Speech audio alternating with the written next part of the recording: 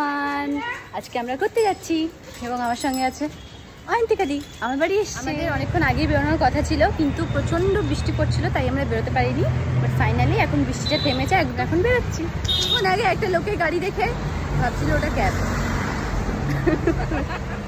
বলছে ওই তো অন্ধকার অন্ধকার অন্ধকার। ড্রাইভার দাদা কোথায় নামিয়ে দিয়েছিল? শেষের দিকে, মানে খাবার সব পরিষ্কার করে খাবে। আমাদের পাশে দুজন বসেছিল, তো হঠাৎ করে তারা দৌড়ে উঠে চলে গেল। আমি আরও ভাবলাম এখানে কি বোম কিছু পড়তে চলেছে, কিন্তু তারপরে বুঝতে পারলাম যে না, ওনারা জায়গা খালি পেয়েছেন। ঠিক আমাদের মতোই অবস্থা হয়েছে ওনাদের। করে অনেক বড় একটা ব্যাগ নিয়ে এসেছি, কিন্তু ওই জলের দিদি জায়গা ধরতে যাচ্ছি। ফাইনালিও জায়গা পেয়েছে। আজকে ওয়েদারটা এত ভালো, বৃষ্টি হয়েছে বলে খুব সুন্দর ওয়েদার। বাইরে এত হালকা ঠান্ডা হাওয়া দিচ্ছে, খুব ভালো লাগছে। ভীষণই ভালো ওয়েদার। ভালো ওয়েদারে তুমি এসছো অয়ন্তিকা দি? বলছে আমি ভালো ওয়েদারই আসি। জানি না এত ভালো ওয়েদারে ঠান্ডা লাগছে। হাই, তো আমাদের প্রায় ঘোরাঘুরি কমপ্লিট। আমরা বাড়ি ফিরছি। বাইরে এত সুন্দর হাওয়া, তাই কি হচ্ছে দাদা, আমরা পড়ে যাচ্ছিলাম।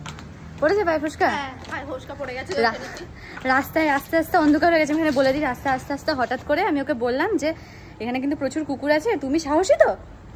হ্যাঁ মানে না মানে হ্যাঁ, এই বললো আমাকে। তুমি সাহসী? হ্যাঁ। এবার চাবি দিয়ে দিয়েছে।